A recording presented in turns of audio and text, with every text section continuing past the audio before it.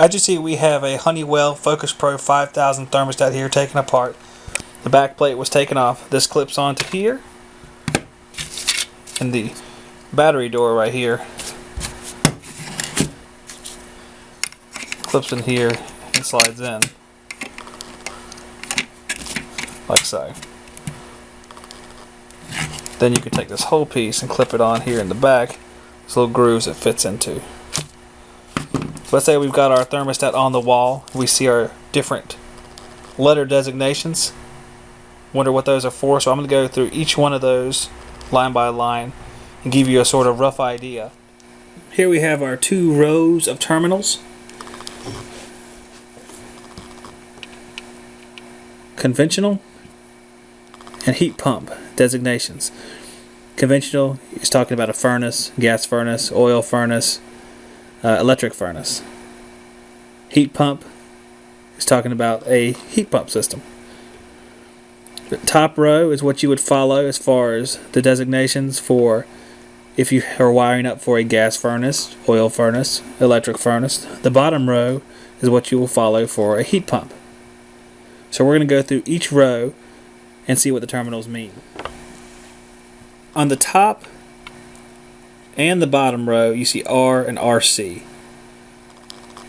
There's 2 R designations because on some systems there are 2 transformers, one for heating and one for cooling. Most of the time, you will not need to separate those because it's rare when you actually need to wire a system like that, or at least it is in my part of the country, which is the southeast United States. There is a jumper in place here. If you let off of each one of these screws, you can remove the jumper if you have a 2 transformer system. Again, that is not very common, at least where I'm from. Y is your contactor or compressor control voltage.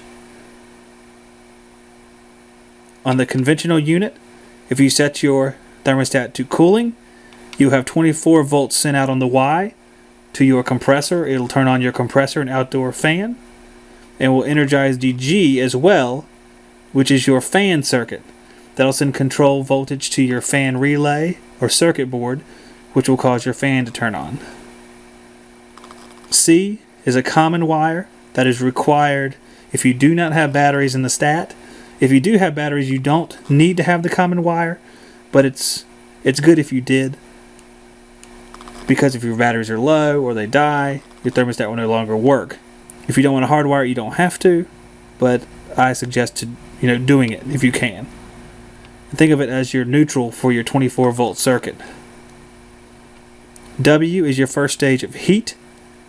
If you have a call for your gas furnace, electric furnace, you will have 24 volts sent out on the W, and then typically the circuit board on most modern furnaces will take it from there as far as fan timing and how the unit starts up. W2, if you have a furnace that has multiple stages, meaning there's a low fire and high fire, you may have one that burns at half capacity, and then it will ramp up to full capacity if needed. This may be from the use of the thermostat, the use of a timer inside the machine, but you will have 24 volts sent out on W2 if the thermostat decides it's time for a second stage. Now that doesn't mean your machine will allow it to come on, because some circuit boards were just wired to time out and turn it into second stage. Y2 is your second stage of cooling.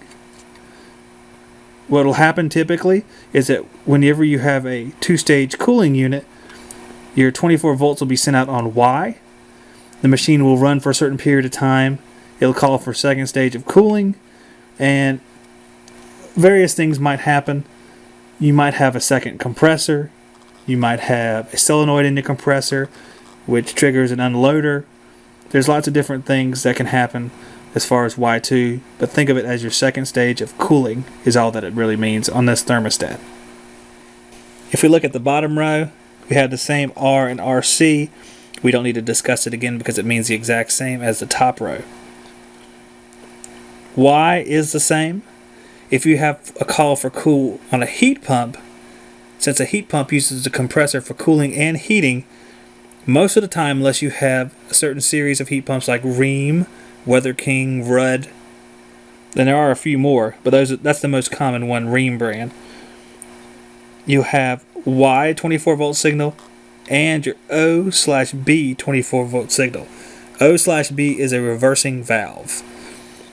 You have an O/B because O is a reversing valve that is energized in cooling, and B refers to ones that is energized in heating, which is common to the Rheem Red Weather King brand. Common is the same. G is your fan, 24 volts. If you set your thermostat to fan on, you're getting 24 volts sent out on the G terminal. Auxiliary/E is your heat strips, whether they might be brought on in auxiliary mode, which means they come on to support your compressor heat, or emergency, which dictates that they run alone without the compressor. That can be done because your compressor needs repair, you have a problem with your outdoor unit, or because the ambient temperature is way too low to run the compressor. Now let's say the thermostat has a call for cool and a heat pump that is a non-Rheem brand. Let's say it's a Goodman brand. You'll have 24 volts sent out on Y, 24 volts sent out on O/B, and 24 volts sent out on G. It's telling your indoor fan to run, the reversing valve to energize, and the compressor and outdoor fan to come on. Now if the same thing happened, but you were calling for heating mode, you would have 24 volts go out on Y, 24 volts go out on G, but not the reversing valve, unless it was a Rheem Red Weather King style brand, which energized in heating. And there are some more brands that energize in heating, but that is the most common. Auxiliary is not used in cooling. And that is about all the designations found on this thermostat.